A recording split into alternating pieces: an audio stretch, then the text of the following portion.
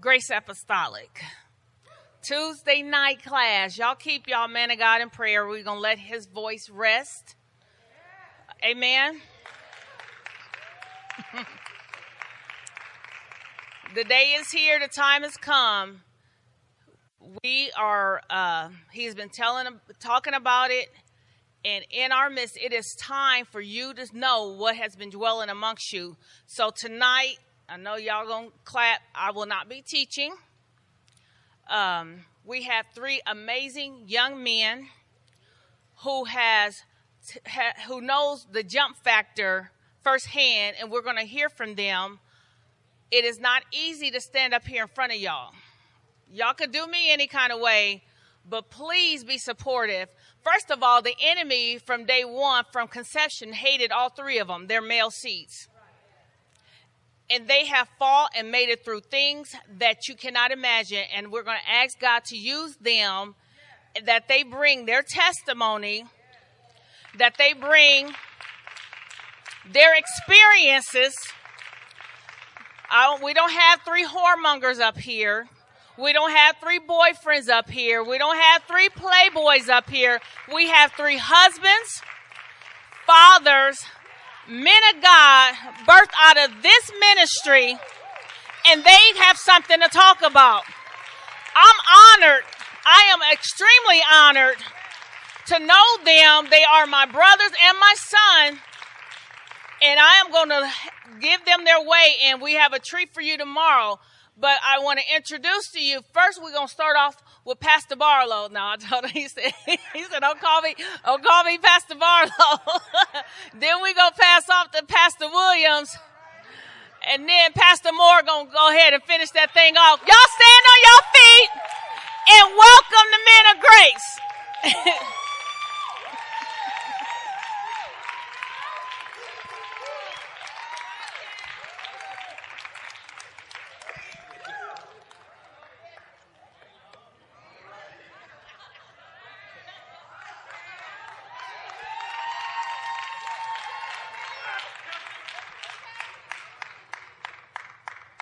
What's up? Let's see. My fault.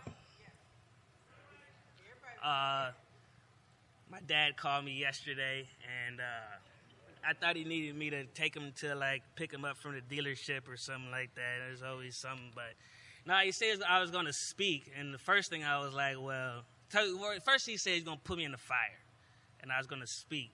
So my first thought was, I ain't got no scriptures and nothing like that. So but then he said to speak on my experiences with Walmart and stuff like that, and just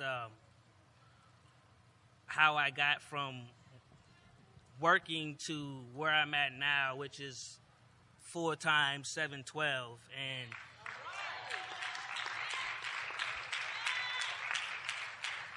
so, man, where do I even start? My fault. Where do I even start? Let's see. So obviously you guys know I moved back here in 2016. I had zero intentions of moving back home. I really just came here to pick up Zoe from a quick vacation to see her grandparents. And Brian back there gave me an opportunity, and it's crazy, that opportunity. I kind of spoke it on the anniversary, and now that I think about it, you know what I mean? Back in Dallas, I was doing a lot of things on my own, you know what I mean? Wasn't going to church, wasn't paying no tithes, wasn't doing none of that stuff. So I was doing a lot of stuff on my own, and I lost a lot of things, you know what I mean? I remember being behind on car note and being behind on stuff, and I remember going outside to go somewhere in the morning before I went to work, and my Dodge Challenger was gone. And Thanks, babe. Shoot, I remember riding a bicycle. I had a bicycle, and I used to ride a bicycle to work because I still had to go to work, you know what I mean? I couldn't not go to work. I got to figure out some way to, bounce back or whatever. But like I said, at that time, I mean, when you could say like you literally like hit like rock bottom as far as just financially and stuff like that. I mean, I was at the bottom of the bottom. Had no car. First time I grown man, ever had to take a city bus. Didn't know what I was doing. I hear you, man. Figured it out. Went the wrong way. You know what I mean? Like, come I on, was Cam. on the other side of town. Yeah. And Go ahead, and it was cold. I was on the other side of town, and I'm like, man, something ain't right. Like, I'm trying to figure this out. Like, something ain't right. So I'm on my phone trying to figure it out how to get back to where I was at. And luckily, there was a train. I had like 5 minutes to catch this train. I had to run at like 11 o'clock at night down the street, and it had just snowed. I mean, like, it was like chilly, icy. So I'm running, trying to catch this train, like running, trying to figure it out. Didn't have no money to get on the train so I just jumped on there, like, hopefully it don't say nothing, you know what I mean? Like, you know, jumped on the train, figured it back out, like, got back. Basically, it took me like 2 hours to get home, but I mean, I've had that happen. Come on, like, Cam, testify, man. Ralph was in a situation where he was able to got my car out of repo, and he had it, but I was bumming rides from Rockford James. There was times where I had me, Zoe, and Elo on the city bus. Like, they would get off of work, come wait at me at the mall. I worked at Foot Locker. They would wait for me for 2 hours at the mall until I got done, locked it up, and then we would try to catch this bus. You know, the mall closed at 9. We'd try to catch this 9:20 bus. So I had to make sure I was paperwork done for work. All that stuff was done right. Lock it up, catch the bus back home. You know what I mean? So it was, but with all that said, like, gradually I got a car, raggedy, horrible. Buy here, pay here. Light was on, had 106,000 miles on it. Like, it was just, and that thing gave us issues, but got that. Then we got another car, and then we finally had. We were in Dallas for 8 years, and on the last year, we finally had 2 cars to be able to go back and forth. Yes. And then that's when I stepped away from Foot Locker to follow another dream of mine, was to do car audio and stuff like that. And I was doing that for about a year or so, and then, like, I kind of and the thing about car audio is, I mean, I walked in, I left Walmart. I mean, I left Foot Locker. I went to the school in Houston for like 3 months, got trained, and then I got this job in Dallas doing car audio and stuff like that. But if you know anything about that stuff, most of those guys in that field, they've been doing it since they were 15, 16 years old. Yeah. I didn't have that jump, so it was, while I was learning, that's one of those jobs where every job is how you make your money, you know what I mean? And then they take a draw out your check from your hours there. So I was doing all right, but I was like, I start to feel that drift of like, man, this kind of ain't working out. And that was at the same time I came back here, and Brian he was like, hey, what you think about going back to Walmart? And my first instinct was like, man, I don't want to move back home. But I was like, man, I don't want to be broke again either, you know what I'm saying? Right, so, okay. I had to make that decision. Yes, sir. Just coming back, like, it's like, yeah, it's coming back home, but it was like, man, I gotta, you know what I'm saying, I gotta take care of my wife and Zoe at the time, you know That's what I mean? right. So That's I had right. to make those decisions, and I was just like, man, let's just come back and let's see what happens. And so came back to Walmart, and I mean, I hit the ground running like as soon as I got there, I was just like on it. Like, I said I was going to be a co-manager, and like that was my goal. And I just took off with it. I mean, they say at Walmart, you're supposed to be in your position 18 months before you're even eligible to apply for the next position. I got approved from the market team to apply 10 months in.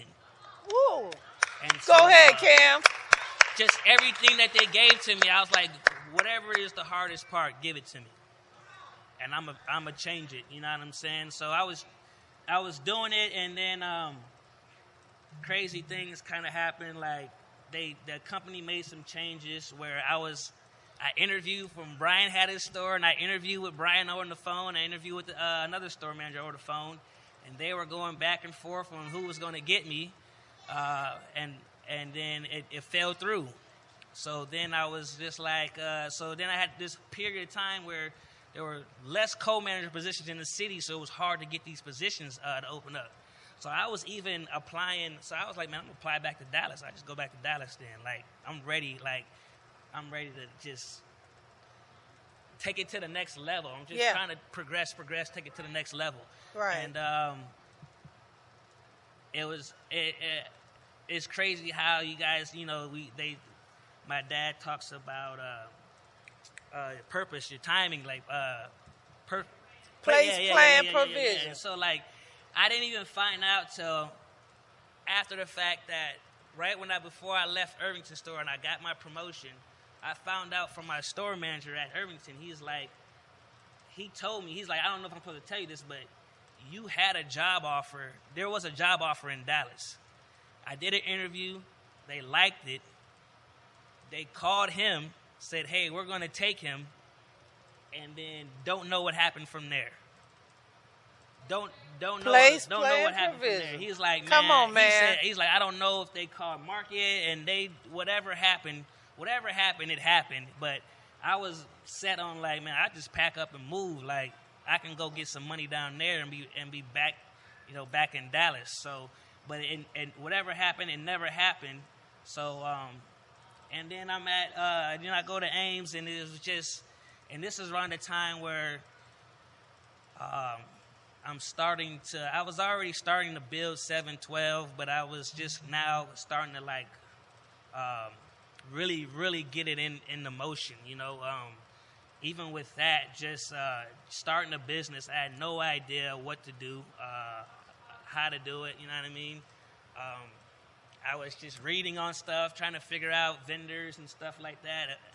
I wish I would show you guys like my first ever sample that I put in for 712 jackets, and I still got the jacket. It's the worst thing like that ever. It's horrible.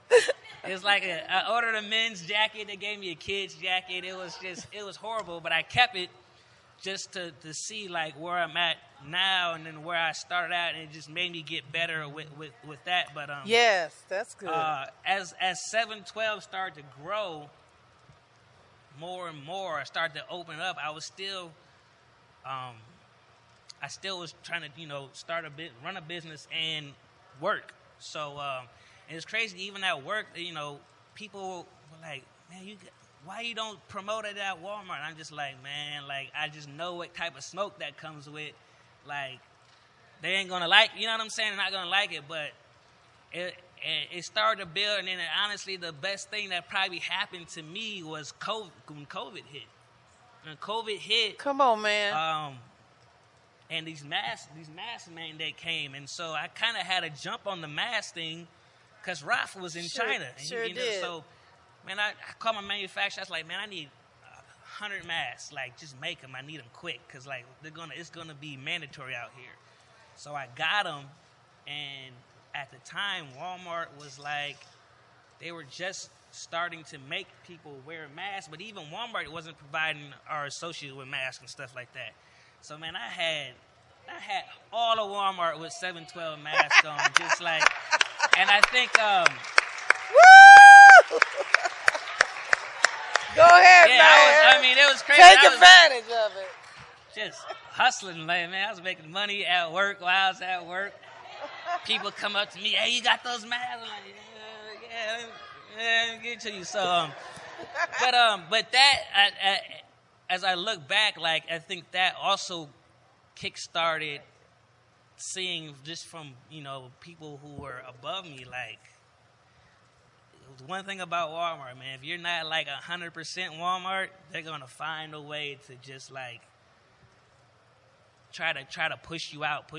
So, just kind of fast forward, and stuff was just, it was getting tougher and tougher to run a business. I'm working at Walmart when I'm trying to make 712 posts, or I'm texting my manufacturer, but I'm still like productive. I'm still getting the stuff done. I'm still working, but I just think my boss at the time, he's 120% Walmart, and I was 80% Walmart. But I also knew what Walmart did to my relationship at home prior to when I was in Dallas. I worked for Walmart in Dallas too, so there was things that I didn't want to put myself back into, and that was just working crazy hours. You know, once your salary, them checks is good, but you know, Walmart that they want you there.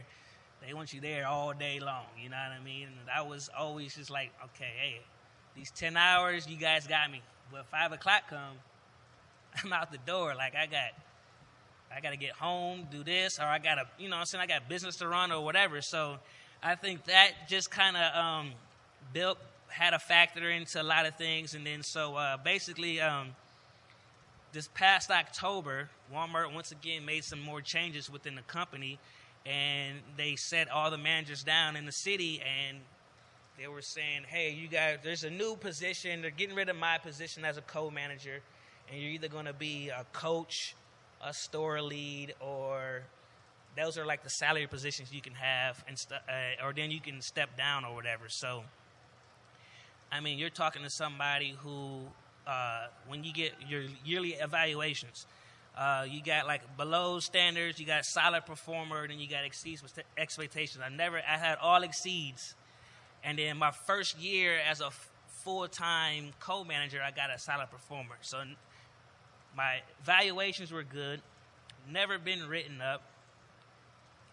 Nothing, you can't really say anything bad about how I run my areas or anything like that. Like, I work and then I don't work.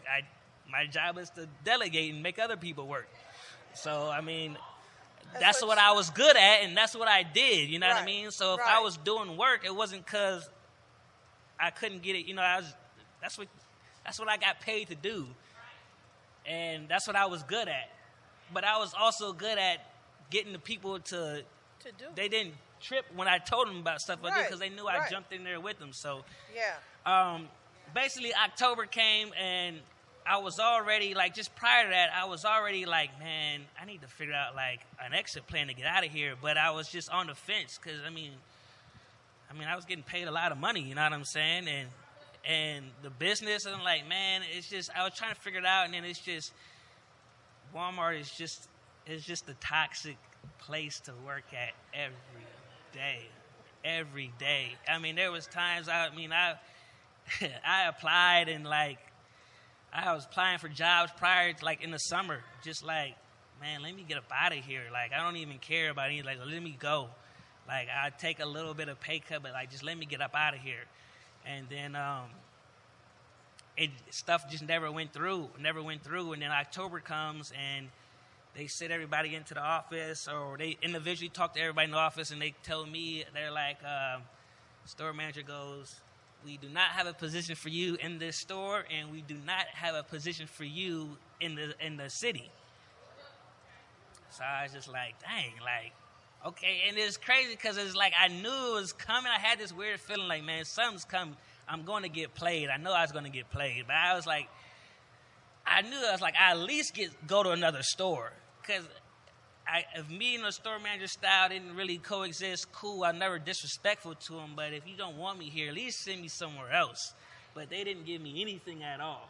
So October came, and so that day, like, man, I was hot, just mad, like, everything, you know what I'm saying? To this day, I can walk into Irvington and see people working there that I gave jobs to. Right. Or see people that still come up to me and be like, "Oh, I thank you for what happened, you know, with that shooting incident in Irvington." And that stuff like that went all the way to the top. And then I backed it up every day with my performance at work. So I was just kind of confused on what was going on. But then I was like, well, maybe that's my sign to just jump into it. Like, if I was getting 20, you know, I was finding success with 712, but I was doing it 20, 30% a week. You know what I mean? Like, I'm barely have time to do anything. I'm going home on lunch break, fulfilling orders, going to the post office, and then going back to the post office after work, and just, you know, can't do this, can't do that, and because I was doing 60 hours at Walmart every single week. So it took me about once they told me in October, it took me about 3 days to just kind of snap out the little funk. I had like a game plan. I was like, okay, I'm going to do it. Like, I'm going to go full time. But I was like, but I'm just not finna jump into it. Like, I got March. Like, March, everybody knows March in Walmart world is bonus time. And once again, thanks to COVID, man, our sales were through the roof. We had a great inventory. So I knew we were in, and because of the position I was at, like, I knew, like, this is the bonus that can really, like, you know what I'm saying, set me up. Yeah. Really, really set me up and get man. me, you know what I'm saying, where I wanted to go. Thank you, Jesus. But in between times, it was tough. It was tough from October to March, trying to wait it out, because you're already going to a place you don't want to be at. They don't want you there. And then I was still doing my job, even though I technically didn't have a job. I didn't have a title, but I was still doing my job. So then they bring these other people in who just don't have it. But somehow they got chosen to have a position. Wow. So now I got to go to a job I hate. They don't want me there. And I got to watch such and such do horrible at a position that I was running it perfectly fine. Wow. So there was times where, I think, like, there was times I cried on the way to work. Yeah. There was times where I just sat in the parking lot. Come on, babe. Supposed to be at work at 7. I probably didn't walk in there till about 7:20, because I'm just like, man, I'm not going in. I'm finna turn around. I'm done. But I was like, I had to kept my eye on the prize, kept my eye on, like, dude, just make it to March. Make it to March. Yeah. Make it to March. Make it to March. Yes. Come on, man. But it was something. I mean, they would send me to another store, and I'm just like, and I get there, and I'm just like, oh, these the people you guys picked? Oh, like, and then I'm going to these stores, and these store managers are like, oh my God, you're the greatest. Like, can we have you? I'm just like, well, I had a decision to pick me in October, but y'all didn't. And then, like, it just be the simplest stuff that people just couldn't do. And I was like, y'all don't know how to do this? Like, this was like basic management type stuff. But that was just tough too, just going to these other stores, or just, not I live by Irvington, just going, when I go in there to shop, and I'm just like, oh, you got a position? Oh, you got a position? Oh, I dog walked all of you guys when I first got here, and now all you guys got positions over me. Like, it just make you mad. Like, it just make me mad going to work. Like, dude, I don't want to be here. I don't want to be here. But, like, everything was planning to just March. So I was like, well, since then they realized that they made a mistake. And then now they was trying to find a position for me.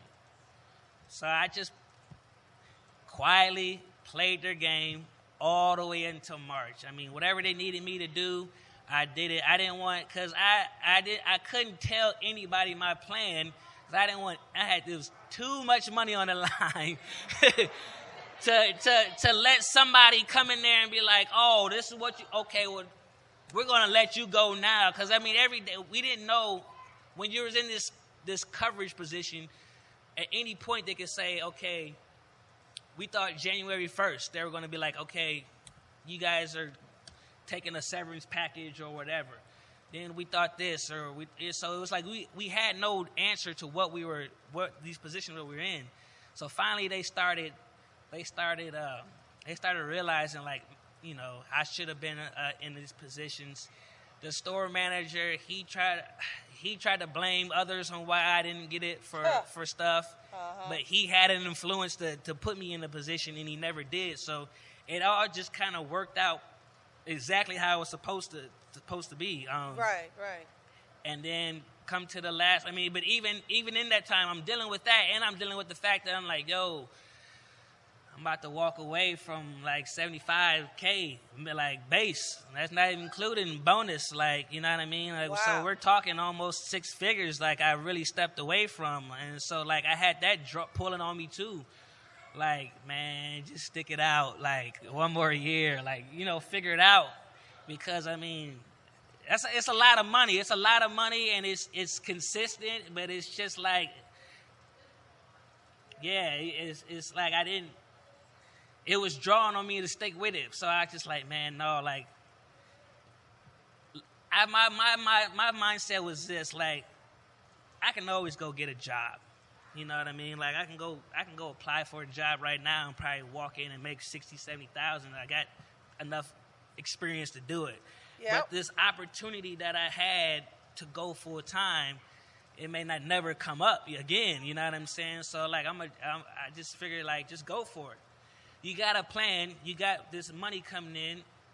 Pay these. So I mean, I got with E, and like, I'm like, hey, we're paying this, and this off. Like, we're paying this off. I'm trying to shrink my bills as much as possible, because I'm going into a territory where I don't know. You know what I mean? Right. Every day is I don't know. Some days I'm like 9 a.m. I didn't hit my daily goal. I'm chilling, and then there's days I'm like, man, I need faith. This phone to ping, man. so I need something.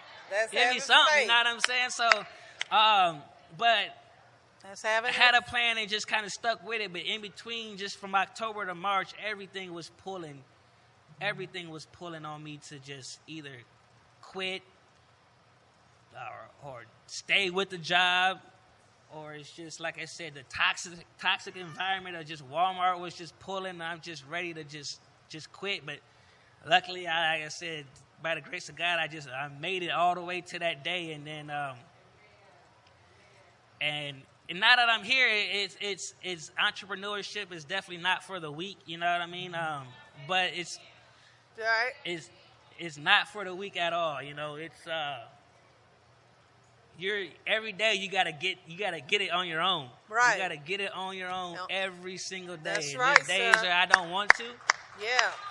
And there's days where I'm just like super motivated, and there's days where I'm just like, man, dude, like, I'm tired of like trying to figure out these Facebook and Instagram posts, because that's the marketing job is a job on its own when it comes to running a business. And I'm just like, man, I already don't want to be on this stuff as it is. I got to post every single day, and I'm trying to figure out. But like I said, it's not for the weak. It's just I love the challenge of going to get it on my own. You know what I mean? And trying to figure it out. And so my thing to the younger guys, younger than me, you know, is just have a game plan. You know what I mean? I told folk at Walmart all the time, like, I would tell them, like, hey, they'd say, like, I don't want to work for Walmart forever. I was like, all right, cool, that's cool. Figure out a game plan, but while you're doing that, make as much money as you can while you're trying to figure it out. So that's why I used to tell them, like, man, I got a game plan, but I'm like, well, shoot, as long as he keep throwing me these checks until I can just get to that point. But I used to talk to associates all the time about it. I'm like, because I was slowly starting to, you know, like, I was like, hey, I'm going to start this clothing line, and I'll show them. They'd be like, oh, man, that's cool. And I'm just like, man, I want to do this and this and this, but I don't know how to. I'm like, just do it. As you're doing it, keep progressing, keep moving up, like, keep trying to make as much money as possible, because it's going to take money to, once you get on, it's going to take money to start anything. And, I mean, the year before that, I was Ubering in the summer trying to get money to start 712. And just any opportunities, and then just having a support group, you know what I mean? Like, me, Kenny, Tremone, like, I mean, me and Tremone talk about this conversation we had on this porch barbecuing probably, like 2.5 years ago? When I was telling, this first time I probably told him about the clothing line. And I was showing him my sketches and stuff. And I'm like, man, this is what I want to do. And it's crazy, like every blue moon, he'll bring that conversation up. He's like, man, you remember when we were sitting on that porch? He's like, man, everything you said you're doing it. You know what I mean? So, like, but yeah, that's pretty much it. Just have a game plan, you know, like the guys in high school. I mean, you guys got no excuse not to get into whatever you want to do. There's absolutely nothing holding you back, because once you once you start a family, it doesn't make it impossible. It just makes it 100 times harder. And that's just real. Like, there's stuff I always wanted to do, but I was like, man, I gotta go hit this clock, punch this clock. I gotta pay these bills. So, while you're young, you don't have nothing pulling on you like that. So you can go 110% into whatever you want to do. Finish school, like I would say, finish school and just jump all the way into it, whatever you want to do, and just go for it.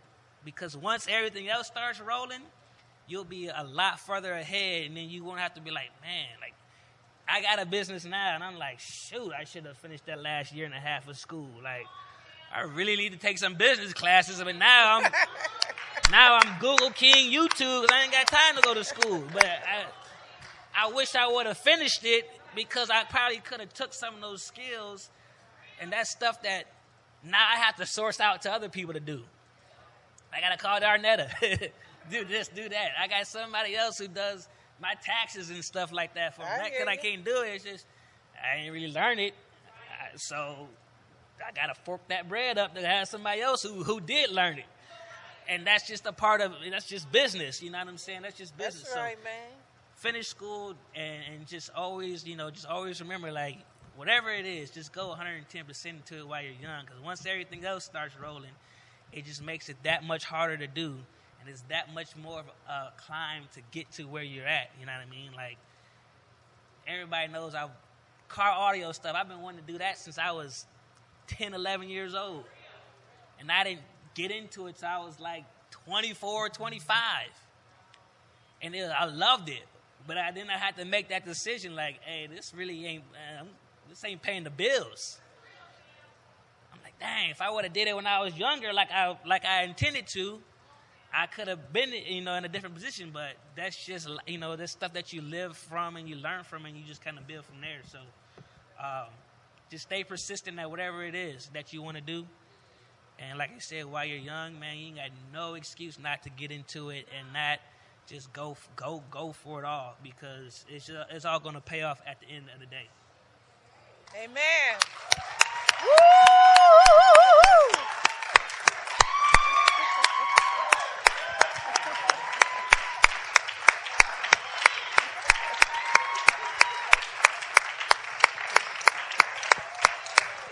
Good job, man. Hallelujahs.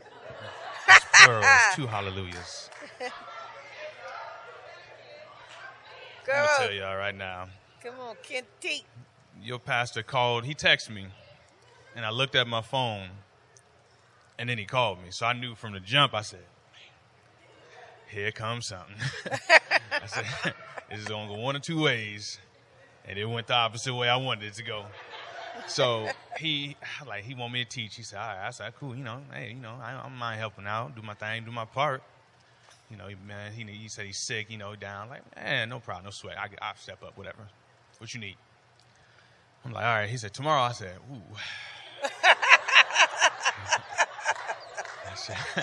I said, that ain't enough time to crack open one of them Hebrew books or nothing. But I need a period of time. I need about a week.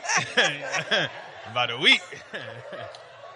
Get some scriptures together. Something, daily declarations. I can give you 3.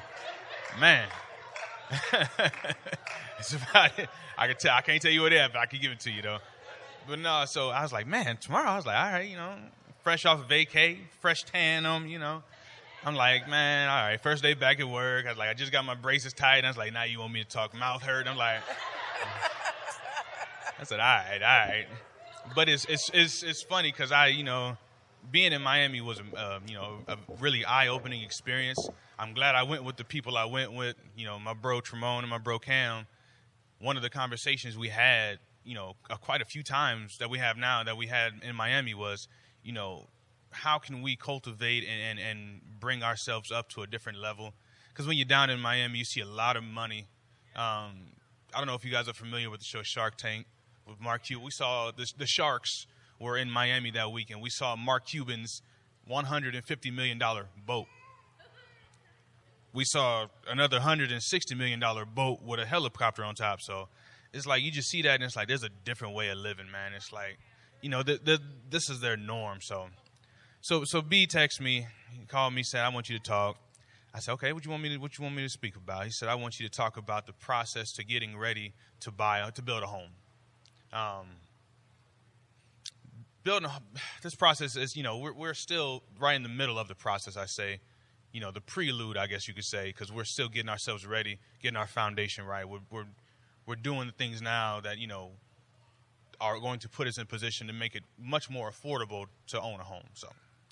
But the process getting here is, man, it's a long time.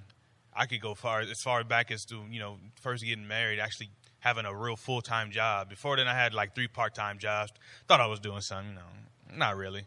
But just sitting down and, establishing the discipline to work.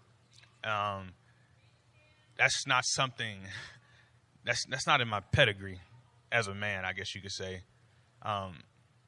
That's not something that I inherited from my dad. I didn't inherit getting up, going to work when you're sick, when you're tired, when you're frustrated.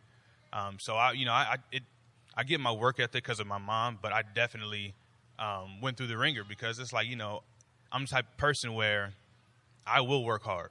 I will work as hard as I need to, especially if something interests me.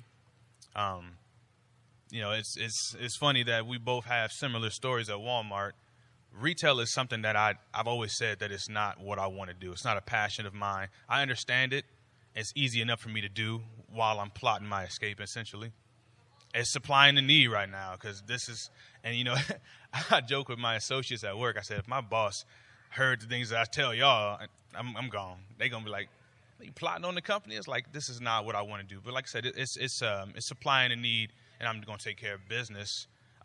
It really got real to me, again, with Brian, roped me into Walmart. Thank you, Brian. I want to say thank you.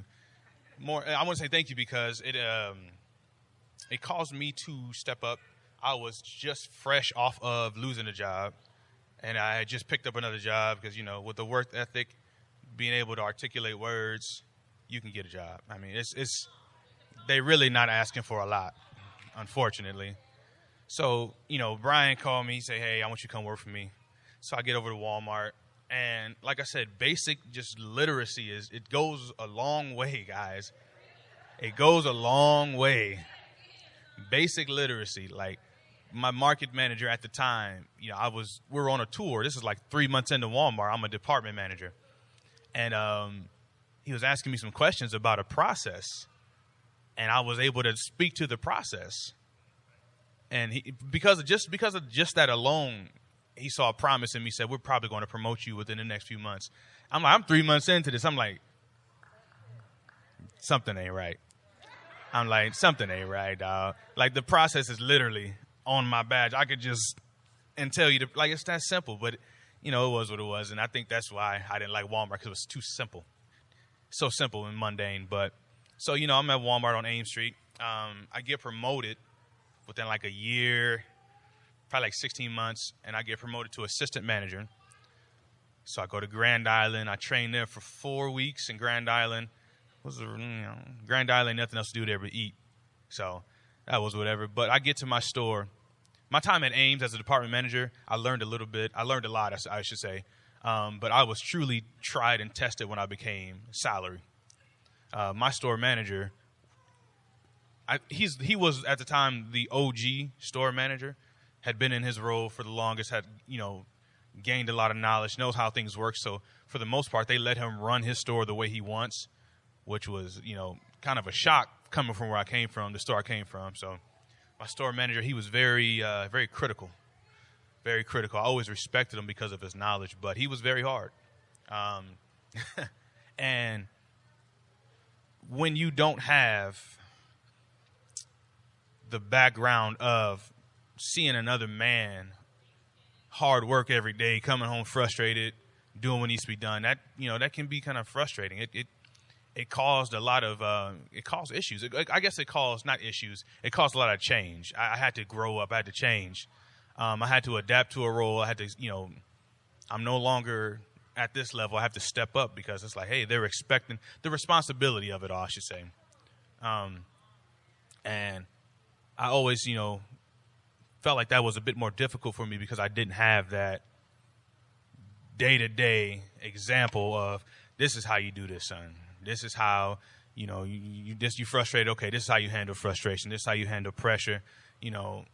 My boss was a white male, and, my little poor self was like, man, he racist. Because I like Cam, I didn't fit in. I didn't fit into the mold. They all drunk whatever they drink and golfed all day. It's like I was very much the oddball out. And I thought because I didn't fit in, they treated me differently. And it's like, no, it's just, there's a culture in the store.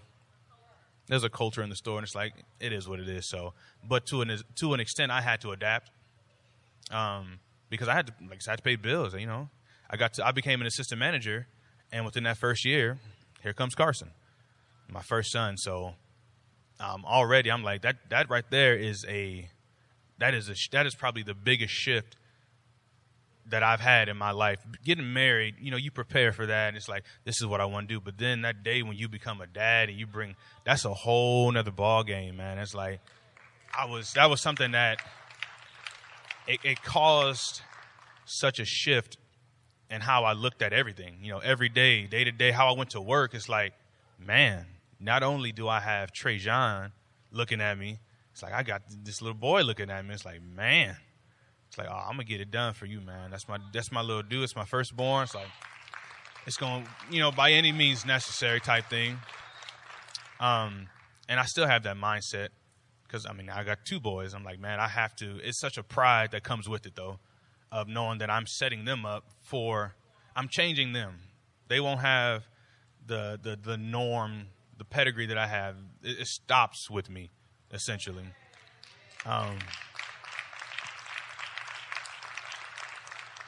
So my time at Walmart, I tell people every day I do not like retail. It's not, and I just won't say I don't like it. It's not me. It's not in me. And like Cam said, if at Walmart, if they can tell the difference between somebody who I call a lifer, it's like Walmart, like this is all you have. This is all you want. This is all you have. And it's like they knew just by the way I carried myself, the way I talk to people, interact with customers. They're like, he's good at this, but this ain't really him. And it's not. And it really is not. It's just a means to an end. So it is what it is. So I left Walmart. But before I left Walmart, let me talk about my 8-month stint on overnights. I was told coming into Walmart that if you get put on overnights, it's because you're a bad manager. So when they put me on overnights, I instantly had an attitude because that is not the case. They put me on overnights because of staffing or whatever. But how they put me on overnights is what really jump-started me leaving Walmart. Carson was born in July 9th of 2019. Or sorry, 2018. Cairo came 9 months later.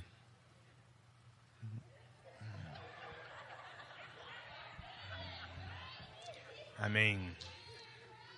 don't even need to. What's understood don't need to be explained. So I was on leave for Carson. I left, came back, and 9 months later, I was like, yo, I got another baby on the way. Now, Cairo was not supposed to be born in April. He was 3 months early, so he was 3 months premature.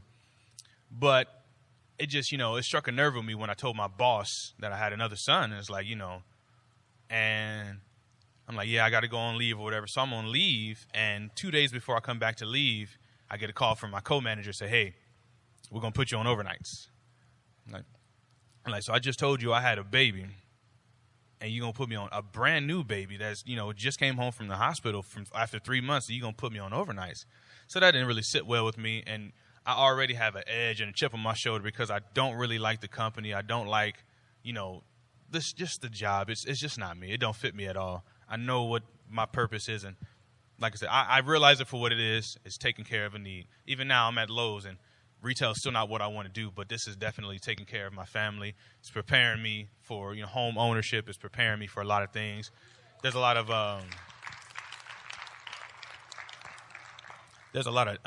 discipline and other positive attributes that I credit with being at Walmart. I learned a lot. I developed professionally to where I could promote and go higher to where I'm the level I'm at now is a little bit higher than I was at Walmart. And I credit that to the, what I experienced there. So I talk bad about Walmart, but at the end of the day, there's some good out of it. It launched me out of Walmart. So I'm on overnights for 8 months, and if anybody has worked for Walmart or worked on overnights at Walmart, the hardest position in the company, in the stores, I say, is probably your overnight assistant manager. Because you are responsible for putting away all the freight with the smallest team. And being given the store manager and co-managers I had, who are also very critical, every morning I worked 8 to 8. Sometimes 8 to 10, sometimes 8 to 11:30. Got to get some rest, go back at 8 o'clock that night. So that alone is a brand new experience with a brand new baby. With 2 babies, it's a little rough. Some days I would get home from work, try to get to sleep. We were fortunate enough to not have to pay for childcare, Paku and Tremont. Can't thank them enough. But with that, sometimes I would come home. I would have, just enough time to get 4 or 5 hours of sleep. This is before then, when Cairo was still in the hospital, I would leave work 10:30, 9:30 in the morning. I would go sit with my son, and I would hold him, and I would fall asleep with him for about an hour or so. And the nurses would let me sleep. They would watch me to make sure nothing happened. But I would sit there with Cairo and just chill with my son for an hour, get up, go home, sleep for like 4 hours. In 4 hours, I'd have to get up again, go get Carson, bring him home, feed him and everything, get him situated. Hopefully that he would be, tired so he could take a nap, so Dad could take a nap. By the time he went to sleep, it was probably 3 o'clock, 4 o'clock. I'm finally getting a few hours of sleep. Trey come home. Trey John and ain't just going to let you sleep, for one. But no, she would come home, see me sleep on the bed, and grab Carson and go in the other room and let me rest. So any of my success, of the last almost 8 years is definitely because of that one back there.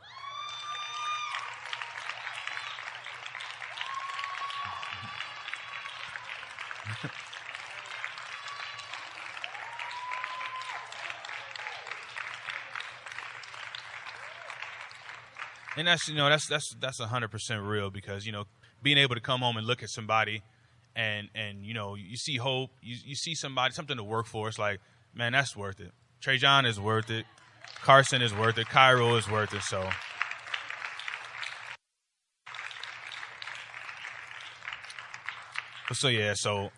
my time, that overnight stint was rough, but and they were nice. It affected me because it was such a hard job. Every morning you tour your store at about 7 o'clock, right before you think you're going to leave.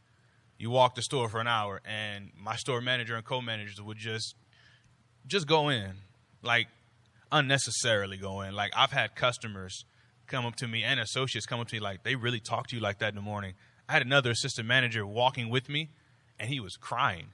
He reduced a man to tears. Just how critical and just how when you a black man in Millard, being defiant really ain't going to work out, so you sit there and take it. I had to swallow a lot. Because, like I said, when you get branded a certain way at Walmart, as, you the oddball out, you don't fit in, you really got to tread carefully, because it's nothing for a store manager to say he don't want you. It's nothing. It really ain't. So just had to sit there and swallow that. The middle of the winter, it's 8:30.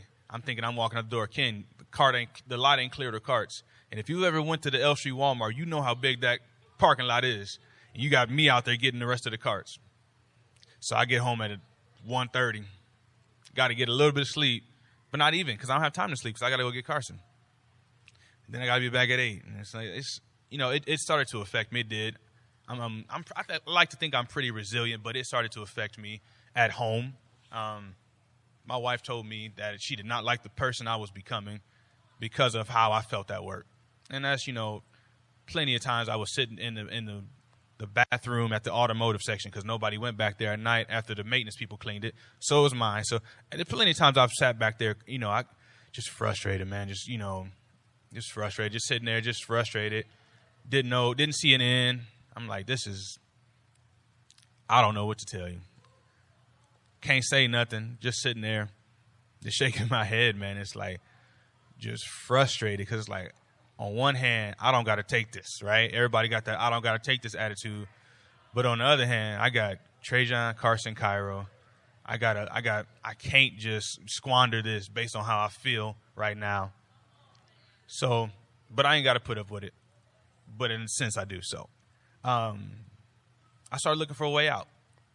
And it's difficult to look for a way out and go to interviews and stuff like that when you work overnight. So, again, I have to credit my secretary in the back.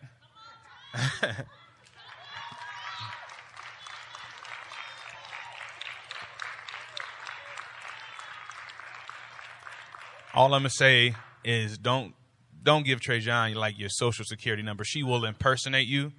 She created an Indeed profile for me, and I would tell her things. A whole profile, like, and no, it's for real. Like they called me based off of my Indeed profile, which I have never seen a day in my life. So,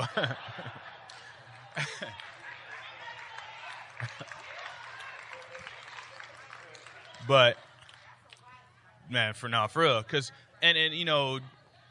I think part of it was she saw how frustrated I was, but how I continued to keep working no matter what. There was a point where I was going to leave Walmart and take a significant pay cut just because of how it was affecting me at home. And she supported me even in that. When I say significant pay cut, I mean significant. And, you know, I had an interview. I interviewed with the guy. It was actually a position at Foot Locker because I thought if I could run a whole Walmart myself, surely I could run a Foot Locker at Westro's high volume store, or what I thought was. And I interviewed, and the position that I applied for wasn't open. So I'm like, shoot, okay. Trying to, you get on Indeed and you look at the average salary for your position. I'm like, that's not too far, not too far off. I'm like, we can make it with that. And ended up not being there. They offered me a hourly position. They were struggling, and I mean struggling, to offer me $14 an hour. So I told them, I remember telling the guys, like, look, man, the lowest I can go is 45K. And they said,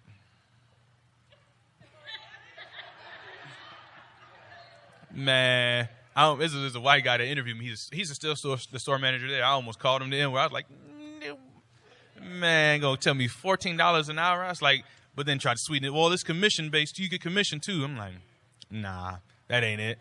So I keep thugging it out at Walmart while my self impersonator back there is just typing away. He has these skills. He's coachable.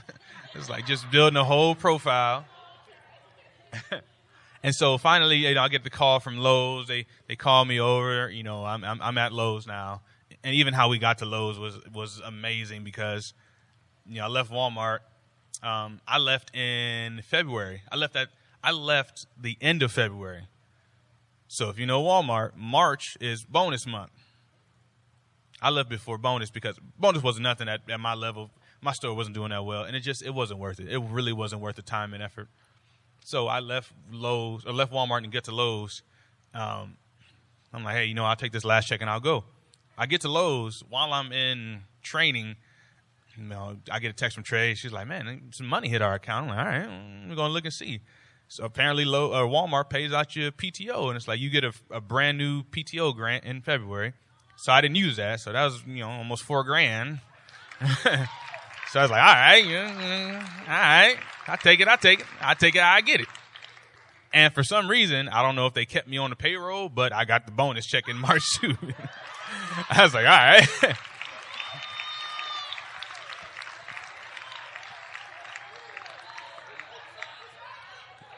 I don't know what Trey Johns for the strings. But no, because then right after that, stimulus hit too. I was like, oh, man. Trap was booming. Man, trap was booming, boy. I'm telling you. Man. And, I'm making more at Lowe's now, so my checks are bigger. So all is good. But, it took that to get to this point now so that I'm, throughout all that, what I'm trying to get at is, the discipline, the resilience it takes to be in a position to buy a house, because that's not our norm. I work with a lot of people, a lot of contractors and stuff, and, to them, us celebrating me getting a house is nothing. It's their norm. Like, that's just the way they think. So I'm establishing that now with my sons. But they're going to live in their own house. They're going to have the room, backyard. It's going to be dope. It'll be lit. And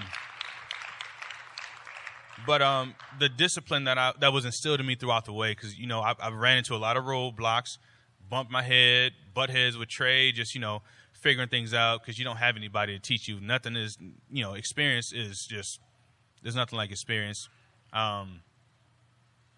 Just, the financial literacy of understanding your money is something that I had to learn.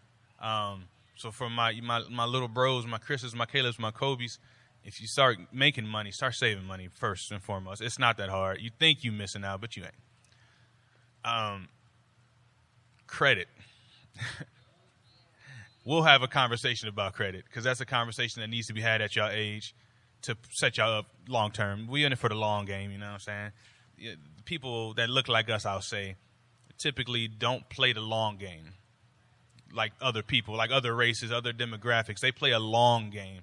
And what I mean by that is they sacrifice the day-to-day, gratitude. They sacrifice the J's or whatever, and they put money aside. They build, and, Terrell could tell you better than I could about some people that play the long game. So, but in my time of preparing to get this home, we've a few different models we looked at.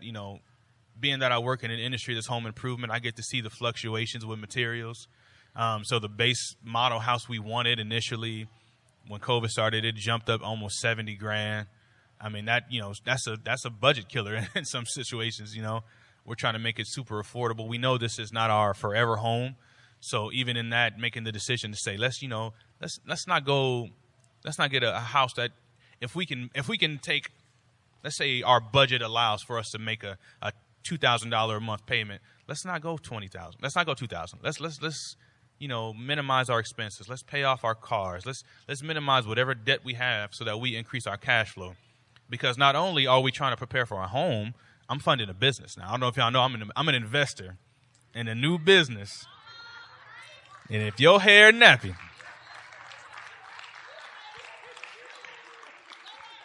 I own quite a bit of stock in a new company. It's Trey W. Wraps.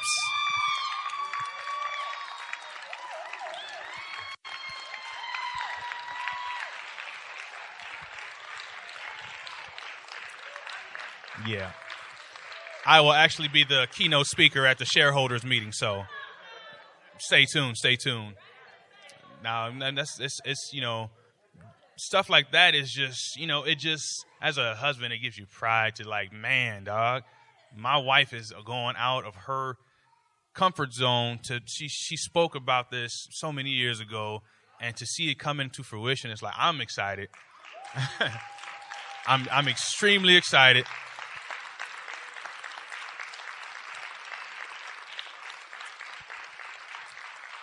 I've definitely firsthand have seen the investment. I know I've watched Trey as my wife, as the mother of my kids, dealing with me and, all that I have mentally, my challenges.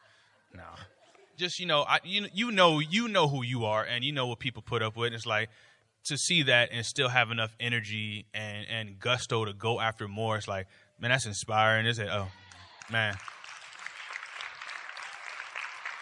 And so, with that, she's inspired me to dig into some other things of my own, because like I said, I'm not made for retail, so just stay tuned. I got some things working too, but right now I'm taking care of the fam and getting ready for this home, because just being able to come home to a home that's yours every day is something that I want to experience. I wanted this house before I turned 30, so that's a goal of mine, is to be in this home before I turn 30 next year. So but like I said, I'm starting this. This is going to be the pedigree from which my kids will grow out of. They will grow out of 2-parent households, male and female, husband and wife. Yeah.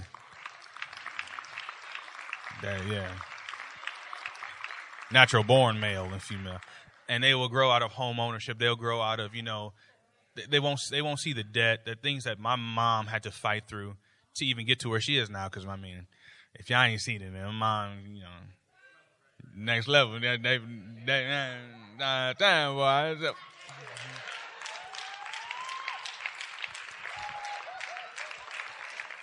But no, seriously, I'm extremely proud of my mom because being her middle child, I watched my mom grow up, and essentially, and to see where she's at now is, man, she building a monster house.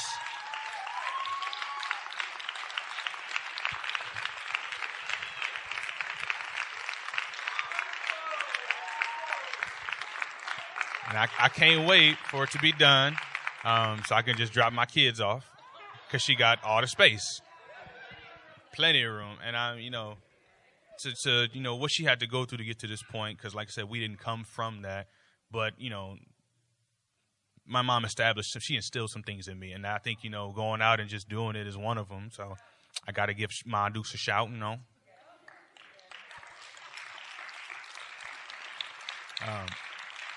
But yeah, so I guess the majority of my journey to building a home is just the discipline that I have received from being in adverse situations like Walmart, being under a critical boss who you is subject to scrutiny every day, it felt like. And it's, to a certain extent, you have to take it. There's some things you're going to have to take, Chris, Kobe. You're going to have to swallow it and just take it, man, because at the end of the day, you don't want to foil your plans, man. You get a goal, get the biggest goal, the biggest dream you can think of, and work your way back, chart your path back to you today. And that's how I look at things. I know where I want to be, and I worked my way back and say, okay, what steps do I need to take to get there from where I am today? And that's that's how I kind of attack life. That's how I attack the day. It's like, man, the days where I feel bad because I'm not productive, it's like, man, what am I doing to move forward? Is it some knowledge? Is there knowledge that I need? What is it? Resources? What do I need to get to where I want to be? Because I know in some capacity I'm going to manage wealth. I'm going to be wealthy. It appeals to me. That's what I want. So I just have to make sure that I chart my way back from that goal in any capacity, in any venue. And, it is what it is. So, but at the end of the day, I got to have a goal. And y'all know I talk to y'all real, Makai. I talk to all y'all. And it's like, at this age now, y'all in the perfect position to align yourselves and give yourself some discipline. Do the things that your parents are telling you, for one. Even if you don't understand, you'll grow older and look back like, I see why she did that. I see why they said that. So, I got to get the parents they love. But if I can, instill anything into my little brothers in the church, it's like, just go for it, man. Just go for this. You have nothing to lose. Pick your path and start marching, man. Just go. You don't want to be, getting older and like, man, I'm figuring it out now. It's like, not that it's a bad thing, because a lot of us are figuring it out now.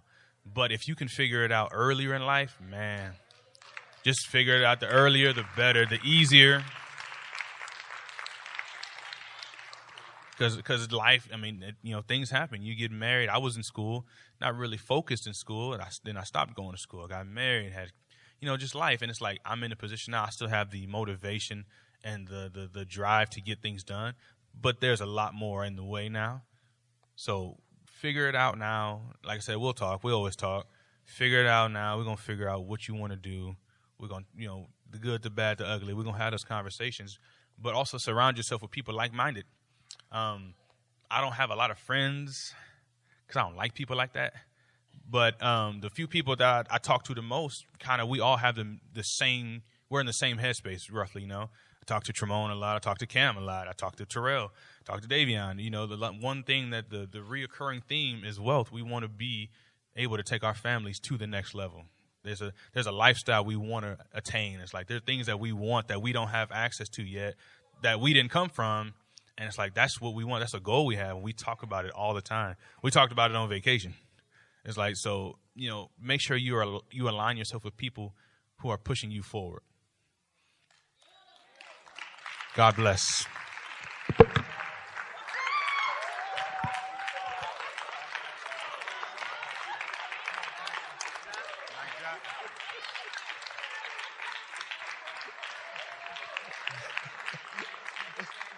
know, right? The Lakers play at 9, so I was told to hurry this up. But I'm not a big talker at all, so it will be quick. Give me about 4 minutes. We're gonna go board. So 3.5 now.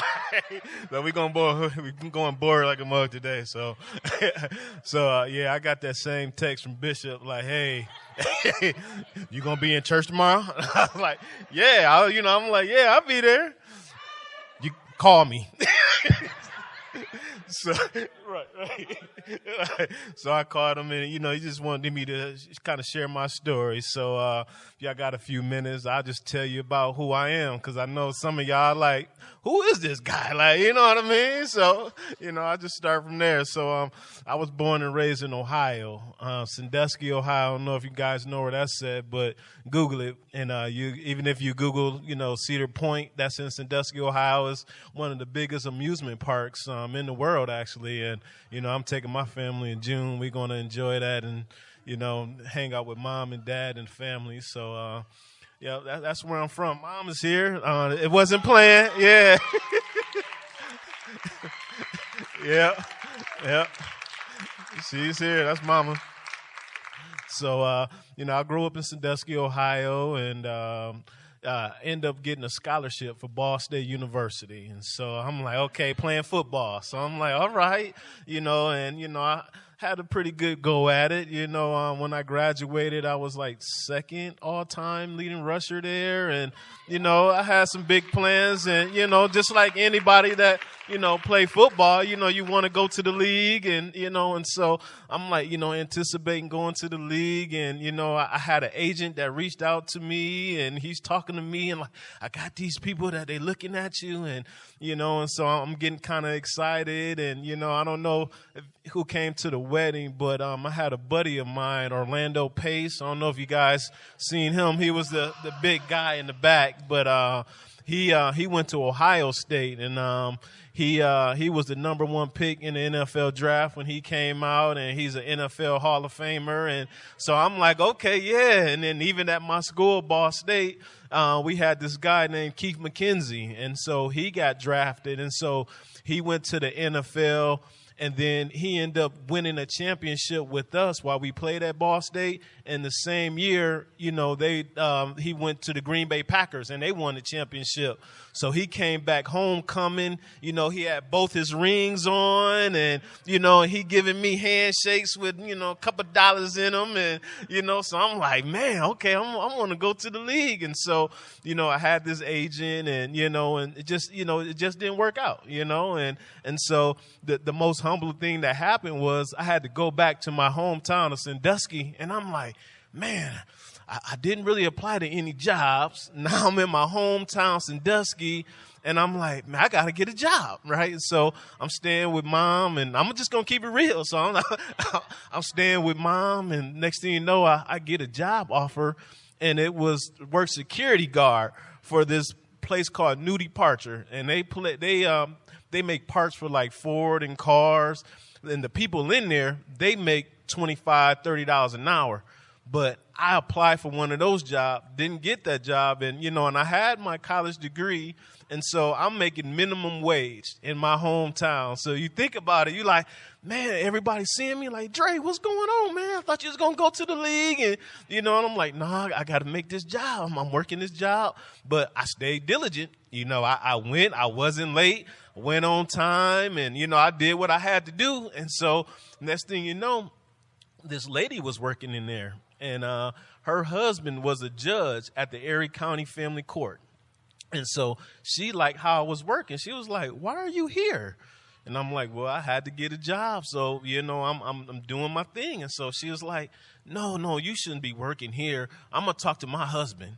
And so she talked to her husband, and he was like, yeah, apply for this job. And it was going to be I was going to be over like the detention facility. And so they was like, you can have this job, but it's going to be like 3 to 11. And so they had another job that was in the paper for our Erie County Family Court. And it was like suit and tie, and it was called a fiscal officer. And I'm like, I'd rather take that physical officer job than, to work in this detention facility. And once again, due to my diligence, I applied for both of them, and, they actually offered me both jobs. And so I was like, I'll take that fiscal officer one. I'll wear the suit and tie. And so, yeah, so, right. Yeah. So I did that for a couple of years, but I was like, I still had that drive to do better. I wanted to do better. Well, I had to get one of my own. This is just the kind of person that I am. And so, got reached out by a company called DAPSCO.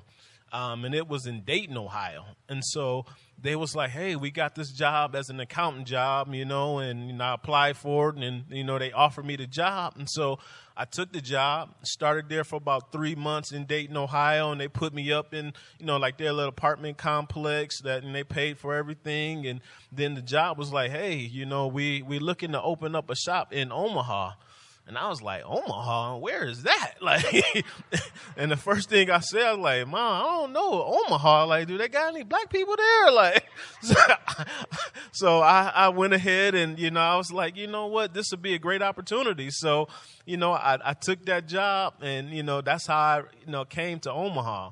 And my mom can attest to this. I was dating at the time, the wife that I was going to marry, and I was dating her for 7 years before. I didn't know anything, the principles that what they teach here. I didn't know that. So, of course, she was my girlfriend, and my mom told her, she's like, don't be waiting on Dre all the time. If he don't marry you, you don't have to stay with Dre. And this is my mom talking,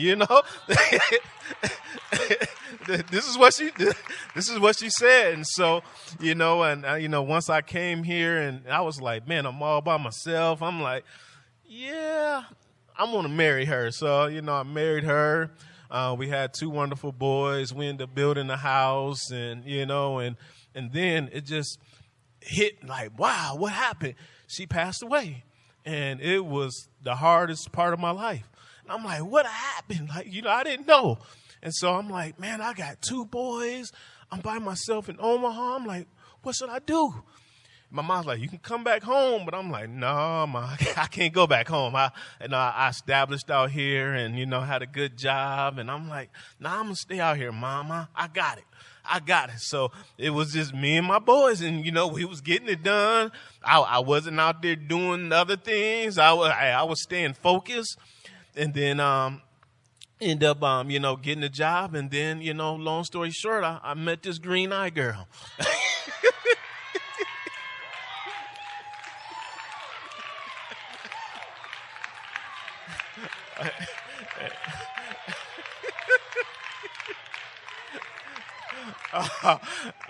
Met this green-eyed girl, and I was like, whoa, like what is going on? And so, and at the time I was going through something. So when my wife had passed away, the church that I was going to, we were tie pairs. We did everything that we were supposed to do.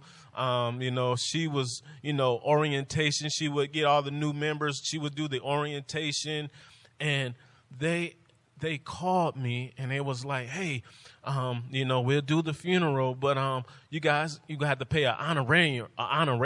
And I'm like, what is an honorarium? I'm like, what is this? And it took me back, because I'm like, essentially they were saying, you should give the pastor some money for doing the funeral. And I'm like, they don't know like what I had. They don't know like if I was down to my last $2 raising 2 boys, but that's how they came at me. And I'm like, so I'm telling Candace this, and she like, oh, no. And y'all know how she get. She like, no. You don't know. What is you doing? Like, you don't need to be taking them boys there. And so I'm like, you're right. And I was like, you know what? I'm going to fast. And so we fasted. I fasted. And she was like, I'm going to fast with you. And I'm like, whoa, this girl right here, I think I like her. I think I like her. And so fasting and prayer, and, and then I just decided to come here.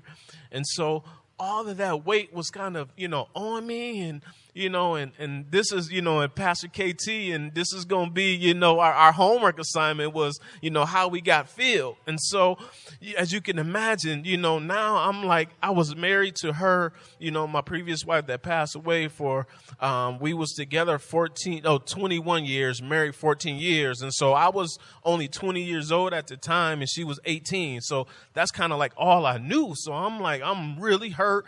And then they're asking for money. And I'm like, what is going on? Like, this is crazy.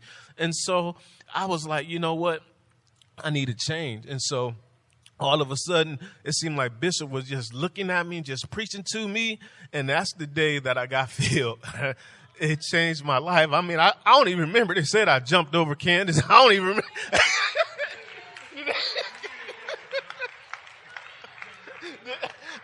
I don't even remember that part. Like, I just knew that I had to give it to God. I mean, it was nothing but him to keep me where I was. Because, I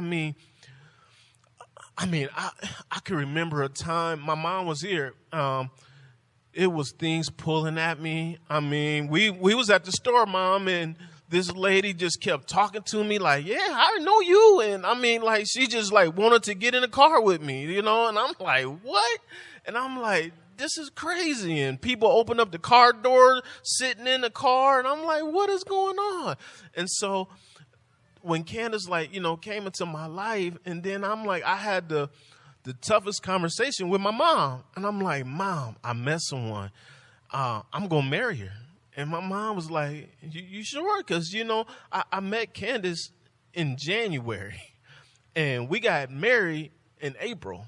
So, I told you, like, I previously, I dated someone for, 7 years before I got married. And so this was different. And so I'm like, I said, I got to marry her. And I remember having a conversation even with Candace. And, it's one of those conversations that I got from other people, and this is where I decided, like, no one can tell me about my wife, For real. No one can tell me about her. And the conversation we had was, a prenup, and it was like, I was like, what do you think about a prenup? And this is what she told me. She said, I don't care whatever paper you want me to sign, I'll sign it. Only thing I know is I just want to be with you.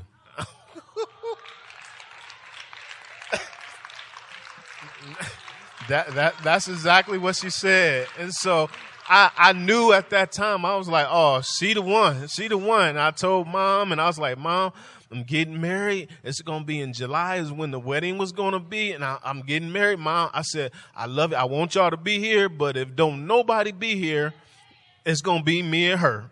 And I never had a conversation like that with my mom. But I did that day.